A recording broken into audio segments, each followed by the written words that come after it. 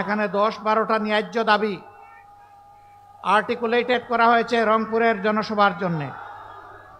এর মধ্যে 1 নম্বর দাবি হচ্ছে বাংলাদেশের বুকে আমরা চিরতরে ফ্যাসিবাদ নির্মূল করতে চাই, নির্মূল হয়েছে দেখতে চাই।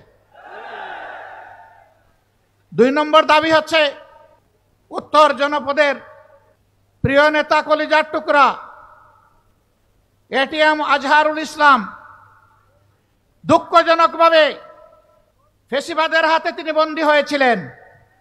এখন তিনি বন্দী কেন জনগণ তা জানতে চায়। কবে তিনি মুক্ত হবেন জনগণ তা শুনতে চায়। আমরা অনুরোধ করব তার বিষয় নিয়ে কেউ ধানাই পানাই করবেন না। সসম্মানে আমাদের বুকে ফিরিয়ে দিন। বাকি জীবন অতীতের মতো তাকে জনগণের জন্য কাজ করতে দিন।